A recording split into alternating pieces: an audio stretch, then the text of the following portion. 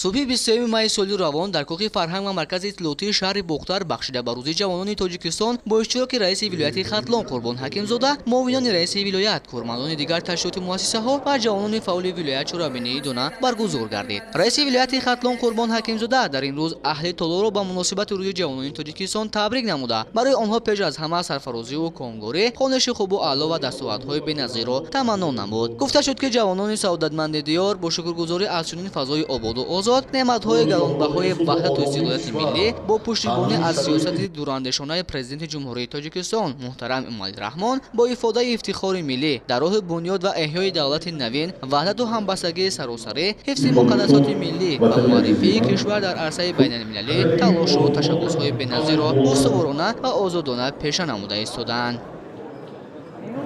ما جوانان سعادتمند ختلان زمین باستانی که یک عضو تاجیکستان عزیز هستیم، با نیروی اصیل تاجیکانه در پایدار استقلالیت دولتی تاجیکستان همیشه آماده ایم.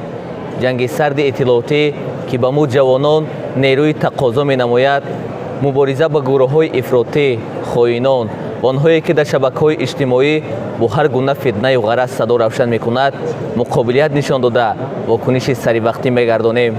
ما جوانان با پیشوای ملت در سوی آینده درخشان با صداقت، با جسارت، با متانت قدم استوار خواهیم گذاشت. یکی از اقدام‌های هوسمندی دیگر در سمت رشد علم و دستگیری جوانان همساله مقرر نمودن استیپندیه‌های نامی رئیس ولایت ختلان به 120 نفر عالمان و استادان ورزیده و دانشجویان و خوانندگان اعلاخوان مؤسسه‌های تحصیلاتی عالی، میانه و ابتدایی کسبی حدودی ولایت که در مجموع 152,000 تومانی را تشکیل می‌دهد. استیپندیه‌های نامی رئیس ولایت ختلان به 70 نفر خوانندگان اعلاخوان و ایجادکار و نوآور مؤسسه‌های تحصیلاتی عمومی شهر و ناحیه‌های ولایت که در مجموع 168,000 تومانی را در بر میگیرد راه اندازی کرده می شود که این تشبس بهر تربیت و دستگیری طبقه فعال جامعه روانه گردیده است. اظهار داشت در دوام برآمد خود رئیس ولایت ختلان قربان حکیم زاده. واقعا هم در زمینه توجه دائمی پیشوای معظم ملت در سطح ولایت فعالیت در سمت استیپندی پرزیدنت جمهوری تاجیکستان تقویت یافت. به همین وسیله امروز سطح و صفت خدمت رسانی در زمینه کوتاهای پرزیدنتی، کوتاهای بین المللی پرزیدنت جمهوری تاجیکستان درخشندگان و جایزه دولتی جمهوری تاجیکستان به نام اسماعیل سامانی برای عالمان و محققان جوان امروز توجه بسیار دائمی است در سطح ولایت. پیوسته ما احساس میکنیم که هر سال جوانان و عالمان موفق ولایت ختلان که سن سال جوانی رو دارند با این دستاورد موفقیت ها نائل میگردند و واقعا هم اثبات میکنند که قشری هستند، سازنده هستند، قشری هستند که امروز منفعت های دولت و ملت رو حمایت میکنند و به خاطر معرفی دولت و کشور در عرصه بین المللی تلاش دست جمعانه نموده ایستادند. ما جوانان تاجیکستان سعادتمندیم که بهترین دوران حیاتمان به دوران رهبری خردمندانه پیشوای ملت راست آمده است. بعد ما جوانان منتداری خویش را به پیشوای معظم ملت بیان می نماییم که به ما جوانان چنین شرایط‌های مساعد را فراهم آوردند.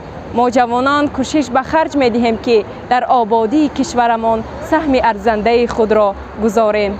اینچنین رئیس ولایت در چرابینی امروزه مسئله جای داشتن چند مشکلات در سمت جوانان را مورد تحلیل قرار داده و مسئولین جهت رفع کمبودی‌های جای داشته و دستگیری نمودن این قشر جامعه دستور سپارش‌های مشخص داد. در این چرابینی دستاورد و موفقیت‌های جوانان نتیجه گیری کرده می‌شوند.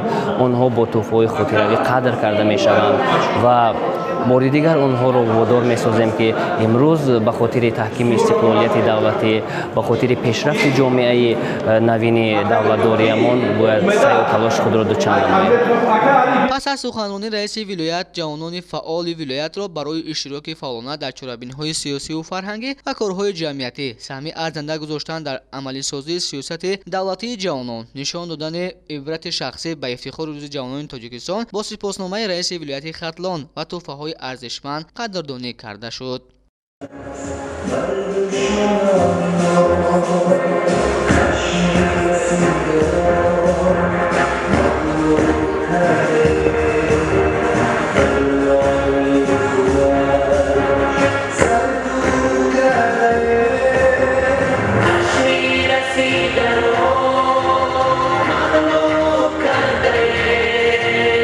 در آخر از جانب اهل فرهنگ ولایت برنامه جالبی کنسرتی به راه مانده شد که طبع حاضرین بریده گردانیده شد.